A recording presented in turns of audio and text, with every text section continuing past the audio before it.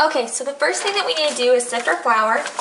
And for this recipe, it's calling for 3 1/4 cup of flour, but since I'm doubling it, I already have the first 3 1/4 in, and now I'm just adding the second.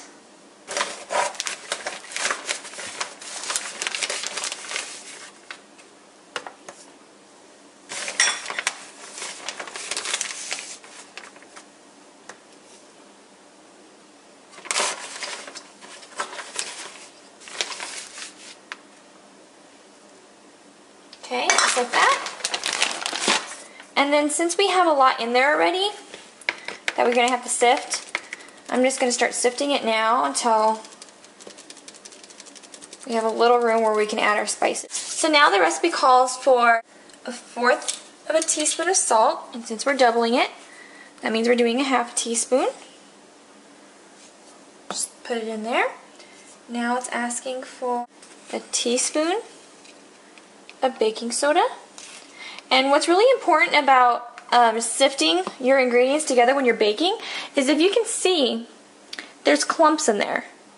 And you don't want clumps of any of your dry ingredients when you're mixing. So that's why it's very important to sift it beforehand so you don't have any clumps. Now 1 teaspoon of cinnamon. So 2 teaspoons since we're doubling it. 4 teaspoons of ground ginger.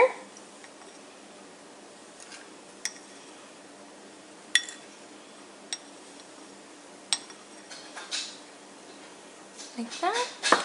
And 1/2 teaspoon of cloves. Just like that.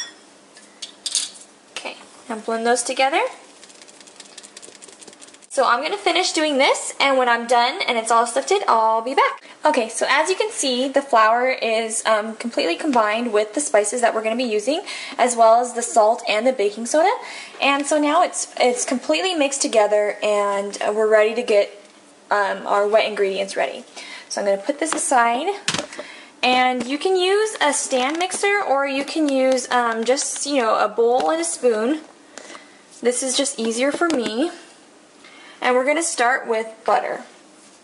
And again, since I'm doubling the recipe, I'm going to be using 4 sticks of butter total, and make sure your butter is room temperature.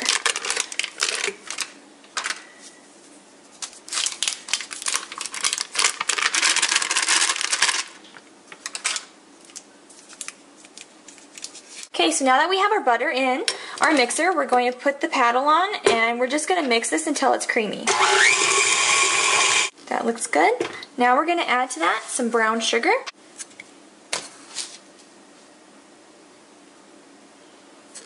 So that was 1.5 cups of brown sugar, and we're going to mix this again. Okay. Make sure that you're scraping down the sides of the bowl and the beater so that you're getting everything incorporated. Alright, now we're going to add our eggs. And this recipe is calling for, 2 eggs.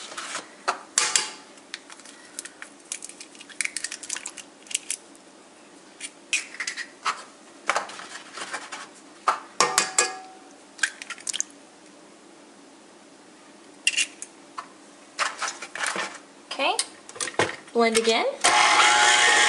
Okay, now we're going to be adding our molasses and our vanilla. Okay, so now we're just going to add that straight in. It's 1 cup of molasses and a teaspoon of vanilla. And another thing with baking is it's really important to get your measurements correct, because if you don't, it won't either set up the way it's supposed to, or won't rise, or it just won't taste right. So make sure you're getting your measurements and you're using your measurement cups to make sure that it's accurate. Okay, now we're going to blend again. Okay, that looks good.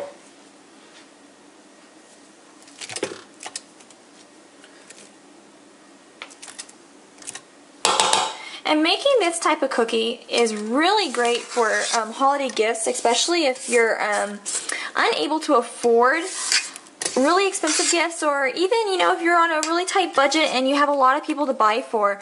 Make something homemade, and I assure you that it's appreciated.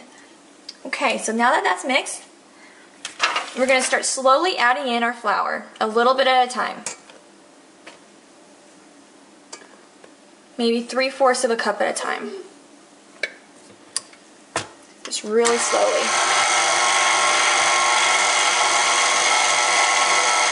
Okay, so I'm going to finish this, and when I have all the flour incorporated, I'll be back and we'll be on to the next step. Okay, and now we're going to have to refrigerate this because, as you can see, it's really soft dough right now, and you wouldn't be able to form a cookie and make cutouts. So what we're going to do is get all of this out of the bowl, transfer it to another bowl, and then we're going to refrigerate it for 2 hours. Okay.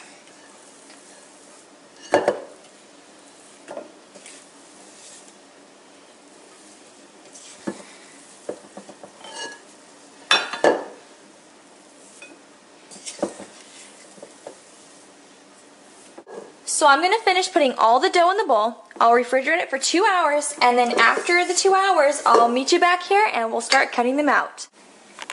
Okay, so now to roll out the dough, you just take a small bowl, fill it with some flour so you have it on hand, and then just go ahead and sprinkle it onto your surface.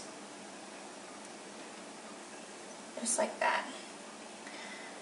You want to make sure that your surface is covered with flour, so that way when you roll out your dough, it doesn't stick to the surface that you're working with.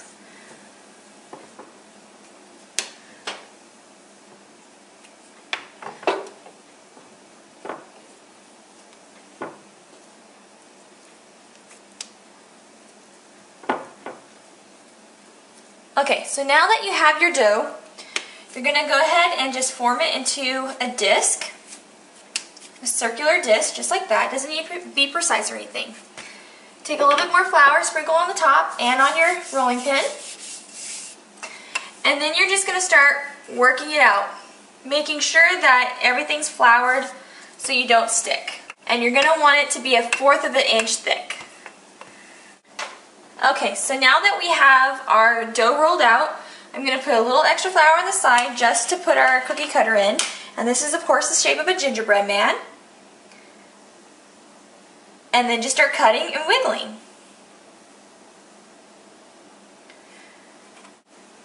Okay, so I'm going to finish this, and when I'm done cutting them out, then we'll go to the next step, which is putting them on the baking sheet.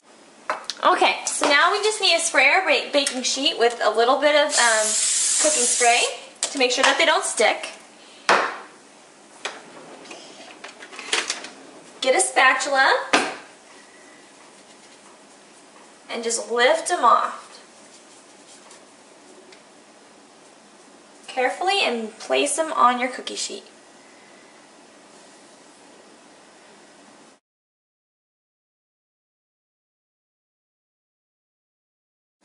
So after you're done baking them, go ahead and put them to cool on a cooling rack and then transfer them. And I like to pile them since we're going to have a lot of them. Just pile them up in stacks when they're cool enough.